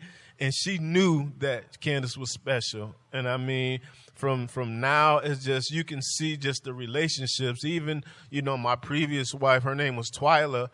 Her dad was the one that told me, say, son, you're young. You're going to find someone. And it's okay. It's all right. And him and Candace, they text each other now. And it's like, how does that happen? That's crazy to have someone like that. I mean, yeah. And a couple things that she did that really just hit me. I mean, I would go home to Ohio. We ain't gonna talk about that, but we would go to Ohio, and she would want to go to the grave with me to put flowers on Twyla's grave. And I'm like, what kind of woman would do that? Like, and I'm gonna be honest, if it was turned around, I don't know if I could do that. Like, I'm just keeping it real. And she would do that. And I mean, even last year, she remembered Twyla's birthday and bought flowers home on Twyla's birthday. And it's just like, man, right. Mm-hmm. Right. And so I built that up. And so I had a few jobs in the Omaha area. And the one job that I had was I worked at Hyatt And this was a really good job. I really enjoyed it. I came in there as a senior financial analyst, making some pretty good money. Got bumped up to a manager of finance, making some good monies. And I mean, the perks was awesome. I mean, the perks were they gave us 10 free hotel rooms, a year. When we went to Jamaica, I mean, we had this crazy room. It was just beautiful. And when COVID hit, and it was big in China. And so in Hyatt, our largest hotel concentration in Hyatt was in China. So we was losing a lot of money already before the pandemic even came to the States. And so when the pandemic actually came to the States, we were losing a lot of money. And so, if you kind of see the writing on the wall where, it's like, hey, we're losing revenue. We can't have the same people. So, I end up getting that call like, hey, Leandre, we have to eliminate some jobs, and, your job is going to be one of those. And I'm like, whoa, wait a minute, what? Because I always worked, always had money. But when I was even working for like minimum wage, I always would save. I put some money aside. I would always have some cushion. And, you always have like Terrell, I had some investments on the side that, I can dip into if I needed to. And, and so when they said, we have to let you go, not only they let me go, they let my manager go. And, and he's been with the company for 27 years, and he was the director, and I had lunch with him 2 weeks ago, and he was just like, I didn't even know it was coming. And, and he was just like, I don't know what to say. And so that all hit me. And so I lost, essentially I lost my job. That was in June of 2020. And so I'm like, I don't know what to do. Like, I'm like, man, I know I had some money, set aside, but, you raising kids. And at that time I had built a new house and, and had a new ride, had, a lot of things that, I was like, man, what am I supposed to do? And so, that one back there, she was like, don't worry about it. Go fishing. I'm like, what? Yeah. Right. She was like, go fishing. I'm like, go fishing? What you mean go fishing? I got to, get my resume right. I got to do this. She's like, no, just go fishing. And I'm like, you know what? Yeah, I'm going to go fishing. So, I went fishing, cleared my mind. My boys to the day, they don't even know this. This is probably the first time they're hearing this. And so, because, you had to be cool. You know what I mean? It's like they can't see daddy, going in a corner and crying and, you know what I mean? So, I was playing it cool. Like everything was cool, but I was like, man, I don't know what to do. And then next thing you know, of course, my diligence paid off and end up getting this offer, making, a little more money and, get bonus opportunity and, you know what I mean? So, yeah. Yeah. So it was definitely a blessing. And then, I end up getting a severance, and I didn't even know I was supposed to get a severance. And, when they cut that check, I had to double take. I was like, whoa, how much is this? And it just hit the account, and I'm like, whoa, and so kind of what I leave you is just like, man, like you always got to pay yourself first, though. No matter what happened, always pay yourself first, because you just never know. I mean, even, like how Cammie took a leap of faith and, he's working for himself, but, there's going to be some good days and there's going to be, some not so good days. And, if you work for the man, it's just, they can call you at any time to be like, hey, we're downsizing or, and I'm thinking like Hyatt, I mean, this was a great job. I mean, I just got that promotion and, I'm like, man, what are you mean? And I was the only one doing finance in Omaha. Like I was the only one. And so they said that, my position was eliminated, that they was going to consolidate and move it to our headquarters in Chicago. But, like I said, I paid myself first. I always put that money aside, had some investments that I, could tap into. I had some things and, You could tell I didn't miss any meals, you know. my kids, everybody was fine. We would take vacations, you know. We you know, it was same thing. It was status quo. We're gonna keep it moving, and now it's just a blessing because, you know, now we're gonna go to Ohio to Cedar Point in June. July we're gonna go to Florida. We're gonna go to Universal Studios, and you know. We you know, like Bishop say, you know what I mean? We're going to live life today because you just never know what can happen. And so, you know, and during that process too, I had a mentor as well. You know, I had a mentor that, you know, I don't know if you guys know Ivan Gilreath, but, you know, he was the CEO of Boys and Girls Club. And, you know, I always looked up to him, and he would give me some wonderful advice even to this day.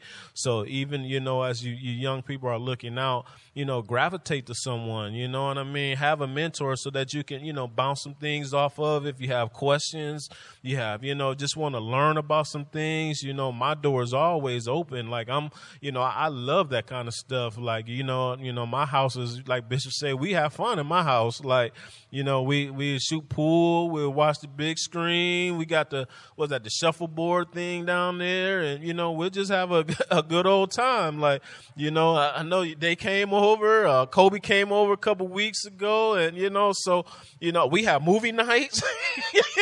Yeah, and we cook too. So, you know, I'm just saying, like, just, you know, try to find someone that you can gravitate towards what you're looking for, and, you know, and just reach out. Like, you know, you definitely can reach out to me, you know, and I'm all up for, like, going to lunch, having a good time, just talking to you, you know, even if it's about sports, it's about life, or, you know, the home buying process. You know, like, we just, you know, built our second house. So, you know, I know a little bit about, you know, something, but yeah, so yeah.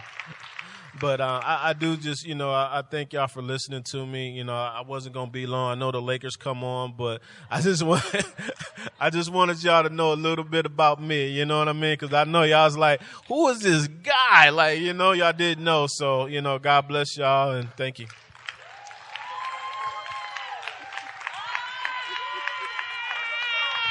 Y'all better stand up on your feet. We can't have no Omaha haterade. We ain't never seen nothing like that. Come on, don't hate. This city has not seen what you just witnessed. I feel sorry for anybody who is excuse-making, playboy, who gave up, who didn't want to have the diligence. Every single one of them, the common denominator you heard over and over, and they didn't talk. You heard the testimony. It was a phone call from Bishop, hey, you up? That was it. They didn't have enough time to collaborate. Like, man, what you gonna say? Well, what you gonna say? Let's talk about this. Even when they came in here, we had prayer for them. I had the first lady who's married to the man of God, the Paul of this house, pray over them. I was like, y'all ain't got no Bibles, y'all ain't got no notes, y'all just gonna do that? And they spoke from their hearts. They shared things that hurt. They shared some valley experiences.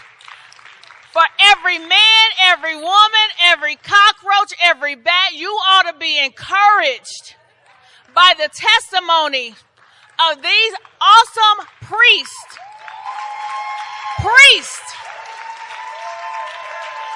Not quitters. I mean, I'm trying my hardest to hold back tears. I was like, dude.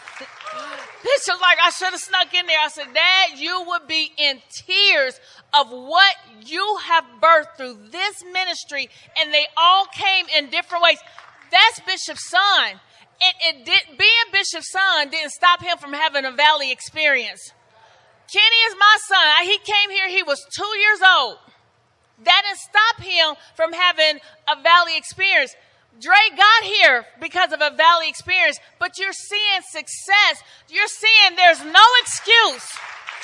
You're seeing diligence. None of them left their wives because it got hard. None of them left God because they didn't understand. Even with the tears, all of them had, every single one of them, men. There's going to be some, Kobe, Chris, you're going to have a man. It does not emasculate you because you taking stuff and it moves you to tears. The tears was because I could jump, I could leave, I could go off, but I'm not going to do it. I have a family. Those tears was because I got to take it.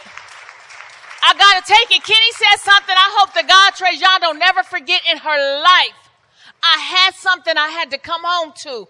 Being the right type of wife, your man will take some stuff. He will go to the bathroom crying and not quit a job.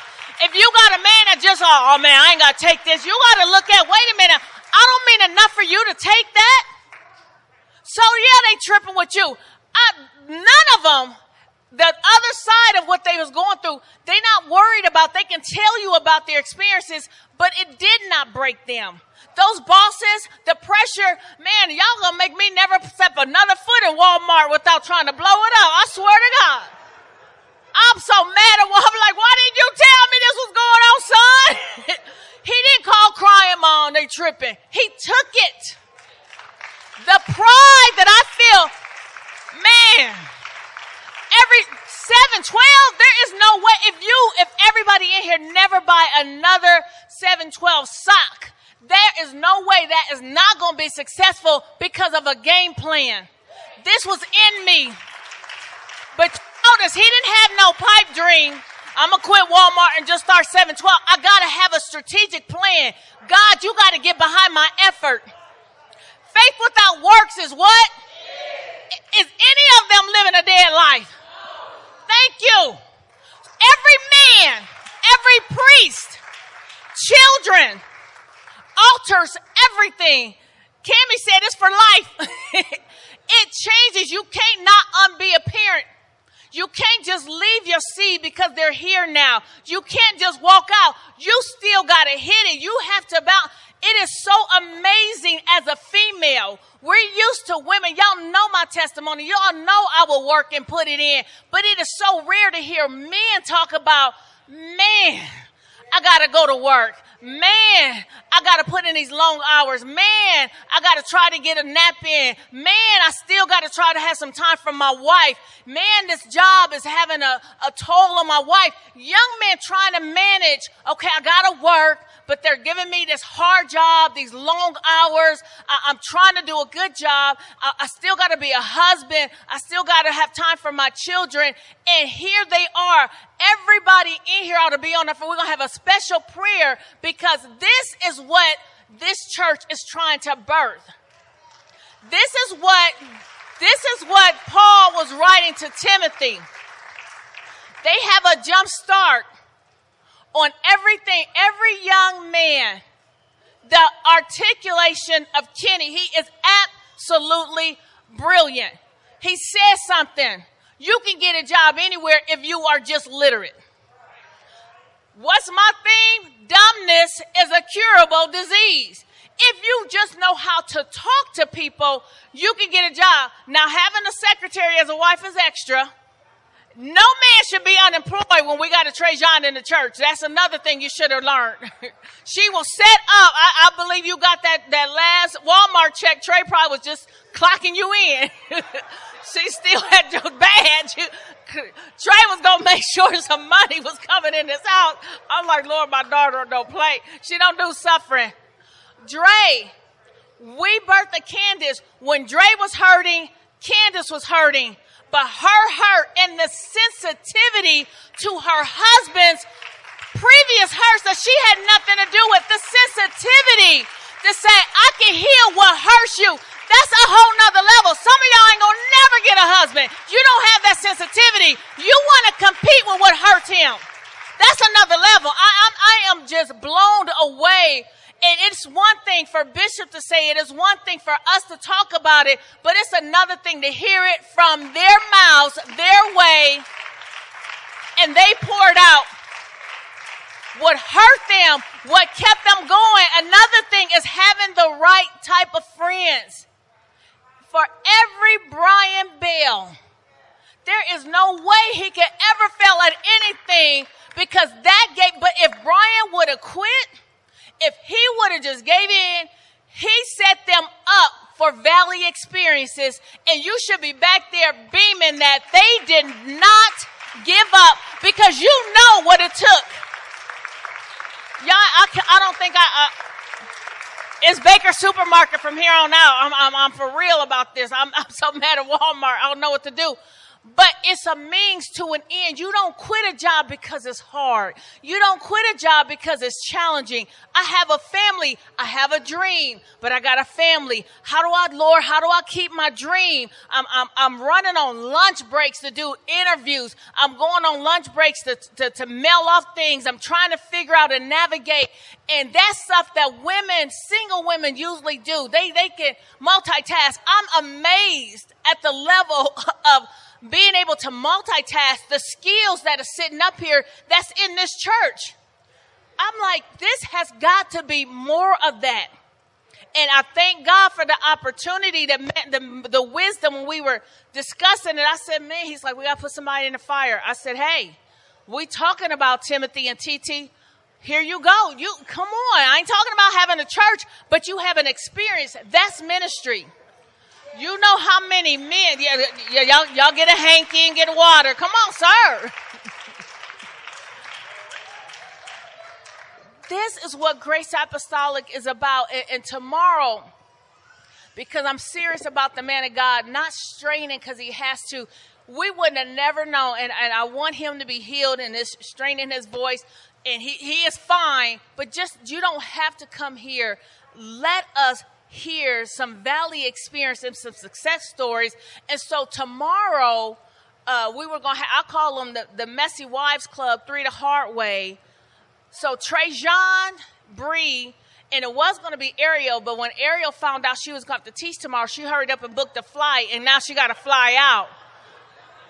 But Trajan and Bree are tomorrow, because now you hear from the wives of young children and the wives of awesome men who are making jump. It's all about the jump factor. That's what I said, Dad, I want to hear from people who have jumped. Because when you do that, if you don't have enough people jumping, you'll try to float your way back to land. But you are hearing people who are like, I made that move. It was scary. I was frustrated. I was tired. I didn't want to, but I did it. And here's the other side of that. 712 has to be successful. Kenny and Trey have to build a house. There's no limit to what Candace and Dre are going to have. There's no end to it. And that's what we teach. And sometimes the man of God, the enemy, this is what he does. This is where you play the role where he focuses on the ones who are just laying dormant. We wouldn't have never known that was sitting here. That's going to get somebody saying, you know what, let me get up. Somebody might have wanted to quit a job because they have a dream. No, you got to balance your business and take care of your family. Somebody hates where they're going to work at. No, I don't care if you got to go to the automotive section, go to the bathroom and cry. There's nothing wrong with a man going in the bathroom crying, long as he ain't crying because he done quit a job and she done kicked him out the house. But he crying because, Lord, I got to do it. I don't know how I'm going to do it. I ain't never seen another man do it. God, you got to help me. And God got behind those tears. All those tears are bottled up and they're going to be returned unto them. When Dre was hurt, I've been with the same woman for 20 some odd years. I don't want to go on. And then to add insult to injury, you're going to make me pay to bury somebody who worked in your ministry, but you got a green-eyed girl that said, no, I got all this. No, you not. I got a place that your kids is going to heal, you going to heal, and we going to still honor the woman of God that came before me. Y'all, I don't get it. That's another level. Sitting here in the midst of us, so somebody is taking the word and hearing it to their heel, and we're used to it. Y'all hear about my house all the time, but these men, Kimmy, building a house, already built a house. Kenny building a house. Dre, how many houses you gonna build? I mean, you know, for one for every child. I'm not mad. So I thank God for the opportunity. And the thing, if you a quitter, you having a bad day. If you just want to, like, you know what, I'm tired, I can't keep taking this, you having a bad day. If don't listen to this podcast if you want to just be like, I ain't got to take that. Like my son said, I'm getting mad. I'm like, you know what? You ain't got to take that, son. As a mom, but to hear him, he didn't come crying to me like, Mom, they tripping. He just took it. I got 2 newborn sons. I got my wife. This ain't what I want to do, but it's paying the bills. That, I'm telling you, is the theme of Grace Apostolic, and it is so rare. It has to be protected, and it has to be duplicated. Your boys have got to get as much as they can from these young men. There is no excuse. Dre said, always, when I was making minimum wage, I put money aside. I guarantee. So when they cut him off, he still had money to pay some bills. He still had money to take care. He didn't quit the job. COVID happened. He got cut off. He still had money because when he was making minimum wage, he had money aside. If I'd have heard about Terrell one time, I'd have heard about him 1,000 times. You have got to invest in yourself first. You got to get some knowledge, find out what I need to do. Sister Barlow's been teaching savings, priests. You got to have some money. They take care of their family. The only one talked about their wife talking about was Trey, and that's because she's like, you go to work, I'll find you a job. I ain't mad at my daughter. She's like, I got you a job. But none of them talked about, well, I stayed at home and my wife had to go pay the bills, and I thank God my wife paid the bills. No, they made it happen on jobs that was mistreating them. And I'm so sick of, especially our African-American men, talking about racism. Racism is you quitting a job that pays green money. That's what racism is. Black Lives Matter on that. That's where Black Lives Matter. When you quit a job that pay green money, that you quit a job that pay, and the right wife, they have something to work for. Now, if you got a heifer, you got a heifer, and then you want to go home to a job. You see how you setting your husbands. I know Trey was back there trying to hold back tears.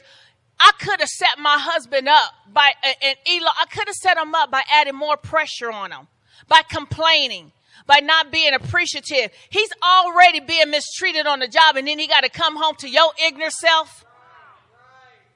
You know how many single women, the reason why Candace love it Dre the way she do, because she's been mistreated. You know how many women been mistreated that'll take your husband and make sure he don't never have to worry about nothing? And you got a man that's working on a job that he hates. Even if it's a job he loves, he's going to get challenged. Y'all playing.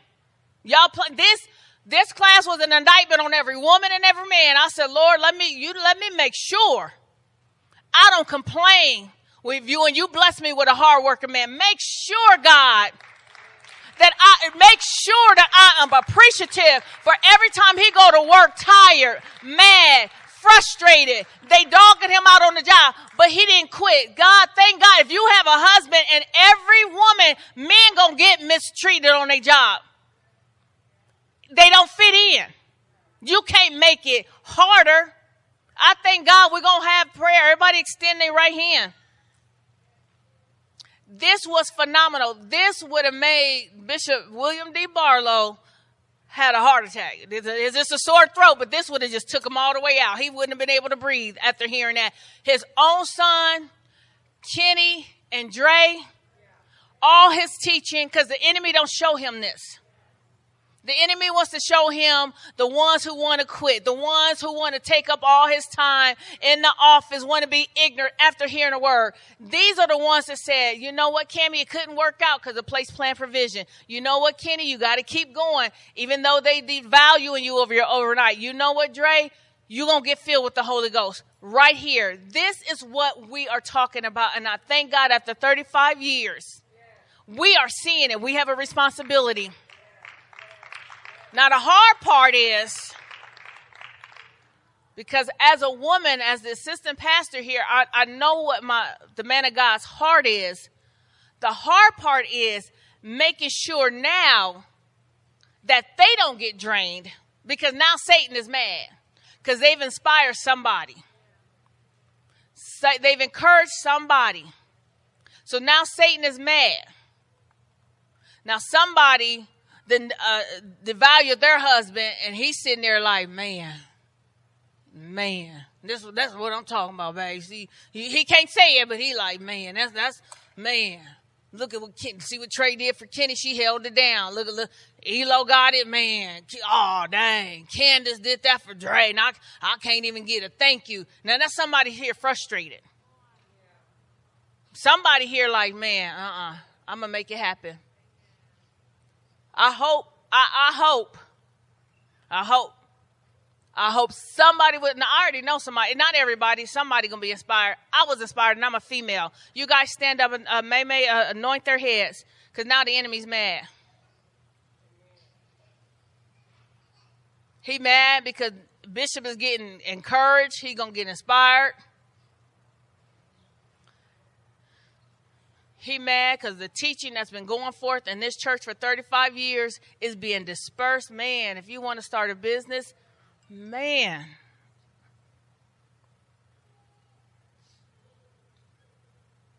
The decisions you had to make, the setbacks, graduating from college, having to come home, but still got to work. Taking a minimum wage job and you got a college degree, people thinking you're going to be in the league, and you got to humble yourself. The humbleness of, yeah, man, I'm here. Yeah. Let them people come by, see you now. I thank God. Every head bowed. Father God, in the name of Jesus, Lord, you have blessed us tonight.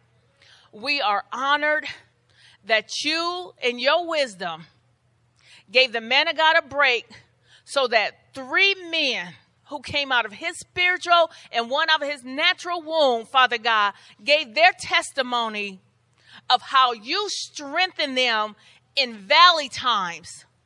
They didn't come with no exegesis. They didn't try to be fancy. They didn't have a bunch of scriptures, God, but they had a lifestyle that lined up with the word that they have been hearing. And we thank you, God. We thank you for the life of Cameron Barlow, Lord. For every arrow the enemy threw at him, Father God, he was consistent and persistent, and he fought strength that he didn't know he had, Father God, to take some things that he didn't think he was going to ever take in his life, Father God. The best thing that ever happened to him when he hit 0, because he's going all the way to the top, and he was brave enough to tell somebody else, I lost everything. Wasn't paying tithes, wasn't being disciplined. Look at him now, God. We speak a blessing over 712. He's a jumper, God. He's out there now. But you got him. We can clearly see you got him. His testimony says that you got him. He just got back from Miami, and when he was looking at those boats, he was looking at the boats he was going to be giving away to Chris and Caleb. God, we already know you got him. There's nothing too hard for you. For a man of God who's appreciative, who you giving opportunities for him, and who is diligent. We thank you for the blessings. We thank you for the covering, Lord. As his father, his natural father, who's poured out to many of men. Times that he could sit up under his father's, sit on his father's feet. He was pouring out to somebody else. And yet the word that he was teaching, his son was getting it. We thank you, Father God. We thank you for Kenny Williams, Lord, not just because he's my son, but God, he been hearing a word. I thank you, Lord, that I made it to the sanctuary in the nick of time. His seed did not get wasted out there. He didn't hook up with someone who would have dogged him out in addition to what other people were going to do. He hooked up with somebody who would have his dreams and his babies, God. Someone he can come home to. He said it, God. I had a tray to come home to, and it was worth everything they were trying to do to me. Every man can't say that, God. Everybody cannot say that. And I thank you for his diligence. What's a house? What's a house? There is absolutely nothing that you are not able to provide. What he's doing in the natural, God, you can do 10 times over, exceeding abundantly above whatsoever he asks or think. him and Trajan, Father God, as they touch and agree and demand, because he was obedient, and demand supernatural favor, and demand, even in their apartment, they have opened it up to young men and young women to come over there. They have to have a room for the Colbys, for the Calebs, for the Mackays. They're doing it in an apartment. They can hold and touch and agree and demand that they're home. I don't care what the market is. You set the market up. Somebody is looking for them with the finances to build the home that you're going to get favor. Every young person, young woman who uses Trajan's rap is wrapping their head with the wisdom and the tears and the sweat and the joy of what she put into a business because of a Kenny. Come on, God. There's nothing too hard. They can touch and agree and demand. God, we're expecting that. God, we thank you for covering Kenny when he could have just snapped. And we could have been reading about him in the news, watching him on the news. Another Walmart employee goes coast, just postal, go crazy. But he held it together. And he has something to come home to. God, we thank you, Father God, for Dre. The tragedy that got Dre here gave Candace an opportunity to say, God, you ain't wasting none of the tears that I had to go through. I'm going to show you how appreciative I am for you delivering me. I don't care about my family. I don't care about the divorce. I don't care about the past. You give me a Dre and I'm going to show you. Baby, all you got to do is go fishing, because I'm about to walk the floor and speak some things. Go fishing. I got this covered. Go fishing. Relax. I'm used to war. I'm just not used to having somebody war with me. Go relax. And obviously it worked. She's reaping the benefits of being able to relax her husband, honoring God, being appreciative, being sensitive to his hurts, not putting a demand. You still crying about that? No, baby, you ain't crying by yourself. God, we thank you for Dre, that he can be man enough to come here and spill out hurts and tell the truth and still have enough strength to make that decision again. For every man who's holding back, who don't know, make sure you hook up with the right Candace. Make sure you hook up with someone who's sensitive to your hurts. We speak, whatever you gave Dre, God, is not enough. That home, that mansion, we need more homes. They need a chill crib for just them, and they need a home to open up for everybody else. We thank you, Mama Moore witnessed her son pour out hurts, tell the truth. The pandemic came to let him go so he can get better. We thank you, God. He had the right wife. We're honored. We speak a blood covering over each and every one of them. We speak a blood covering over their wives. Satan's going to try to come through some of their children. We speak a covering over their children. And we thank you for giving us an opportunity to hear the awesome testimony tonight, God. Heal our man of God, but we thank you, Lord. We're going to, Grace Apostolic, going to be okay. In Jesus' name, amen. Awesome.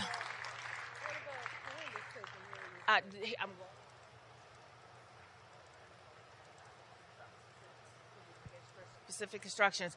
We're going to have a quick, I got to flow with the man of God. Y'all got your water, your mints. You didn't get no hanky. No, he wants some tea. Y'all give them a hand. That they did not know.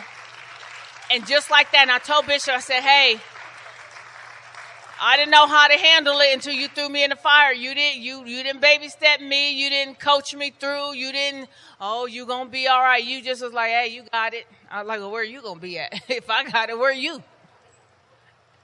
And I thank God that I got the chance to witness this. So is there one I'm going to make sure we're teaching, and I told them in the office, it's easy to sit back and watch a bishop run service, watch me run service, watch Pastor KT.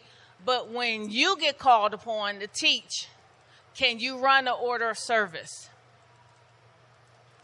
Erica does the I am. Bring a word or have a speaker bring a word. Altar call, collect an offering. Grace Apostolic, we here. And some of y'all scared, some of y'all sad. Trust me, when Bishop lay this thing down, I guarantee you ain't nobody in here going to be no more sad than me. I'm going to tell you that. Trust me. Ain't nobody going to be grieving harder than me. Because whoever it is, I now have to continue to undergird. And one thing about it, whoever it is, Timothy or TT, whoever she is, she gonna get the same level of respect as the man of God, or he gonna get the same level of respect as the man of God. Ain't nobody gonna usurp authority.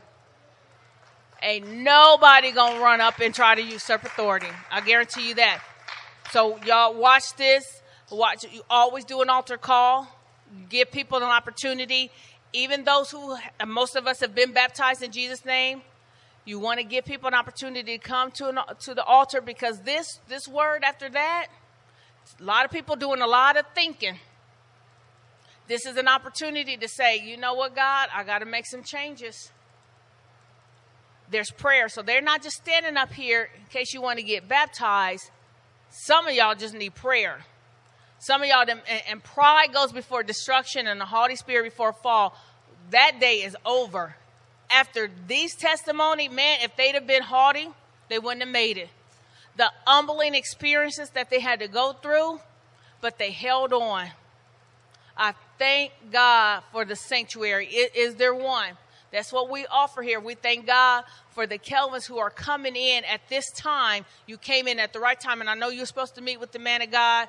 We just want him to rest. We're learning to appreciate our man of God and not strain him and let him rest. But I'm going to talk to you after service. And Bishop will be back. He'll be back. Now, tomorrow, it was 3 women that he had. And Ariel was like, shoot, let me call American Airlines and see if I can. And so all of a sudden, her flight leaves. So our Ariel is leaving, going back to her assignment, her husband in California. She just came here to just soak up some more training, and that's what we're doing. They're all going to be dispatched. So we have, they encourage each other. These young men, you have Bree, who's married to Davion, Trajan, married to Kenny, Ariel, married to Stephen. They had babies. They're friends. I call them the Messy Wives Club because they text and they FaceTime each other once or twice a month to encourage each other. And I call them messy because they just be giggling, sniggling all night long. I'm like, y'all ain't talking about nothing. But when Ariel had her baby, when postpartum come in, Bree recognized the signs. No, call us. We here. And having to balance being the phenomenal wife and having babies is something we want to hear about. So Ariel's not going to be here, but we want to hear. And this is the man of God mandate. These are young wives. These are their first, and Trey just decided to have 2 at a time, but their first child. And it's a challenge. So the word that you are hearing is going to get challenged. It's going to get tested. So come tomorrow, listen to the female side. Y'all heard a little bit about the secretary, Trajan, and still keeping her dream. She launched a business. It's a big deal. Bree is now a director or something over the Rose Theater. Y'all going to have to come out to Bree's plays. She got about 6 or 7 plays that she's teaching little kids. And I'm like, okay. And it's a balance being a wife and being a mother. It's a joy. Ariel's husband, they're now about to be launched to London. And if California was far enough, now she like, Lord, you sending me further away from all my help. But what's in you? Somebody, God, Bishop said that somebody in London prayed and God said, I heard you. Help is on the way. So you got to go. And we're going to bid her Godspeed. What time do you leave tomorrow? Oh, see, you got the first flight out just in case. No, you just in case Bishop tried to have church early, 6 a.m. So we're going to bid her Godspeed. I know Stephen is missing his Ariel. I know Ariel's missing her Stephen, his baby here, but Grandma's got to send her baby back. Let's go ahead and, so that's for tomorrow, and hopefully keep the man of God in prayer. When I say keep the man of God in prayer so he can rest, that's not you calling. I just want to pray for you, Bishop. That's not you calling and texting him. If you powerful, he can feel it. You ain't got to call him. You ain't got to inbox him. If anything, if you want to encourage him, you can text him, and you could call him, text him about tonight. Now, trust me, I'm going to blow his phone up. And I already told him, hey, just text, don't talk. Let your voice rest, because I need you back. I mean, we need you back. We want you back. Just let him rest. I don't want you straining him. So let's collect. Nobody. Let's give these awesome men a hand. I am beyond proud of my brother, my son. I am beyond proud of what Grace Apostolic has produced. I mean, I knew a little bit about some of it, but I did not know the inside. I did not know all of that was going on. Cammie, no one ever knew. He never walked in this church haughty. He never walked in here, made anybody buy 712. Did nobody feel obligated? And I need to see that little kid's jacket. I need to see, because what you putting out is just substantial. It is, but as he said, I've had to increase. It is amazing. Anybody can put out a T-shirt, but you are putting out quality. People are not buying 712 because we got to support Cammie. No, it's quality. It's some tight gear. I was like, you had to put some thought into it. You didn't just slap no eagle. Now I'd have just slapped the eagle on there, sold it on. It said $17.99, but you put some work in it, and the timing of the pandemic. Now, it ain't Cammie's fault that the people had to wear masks. But now that the mask mandate is lifted, he got something for you to put on your butt now. I mean, and your mind has not stopped, and it's phenomenal. Kenny, you got to build that home. I am so proud of you saying, I did not see this. No one showed me this, but I'm going to get it done. I'm going to figure it out. It is to be done. My boys and those boys are the happiest, most energetic things in the world. You would not know that Cairo came on this earth 3 months early, was in the hospital for 3 months, tubes, could not even hold him. You would not know what Carson been through. They think the world belongs to them. And I thank God he could have made it worse for them coming home stressed. That's pressure up on top of pressure. Sick kids, sick bosses, you tired. And I thank God that I stand here as a single mom to produce that kind of man. Y'all can't say nothing to me for the rest of the year. I'm done. I'm done. You can't convince me of nothing else. Dre, I knew she was a bad chick because that's my sister, but I didn't know she was that bad. That's another level of badness. That's another level of badness. I got new respect for that Candace Moore.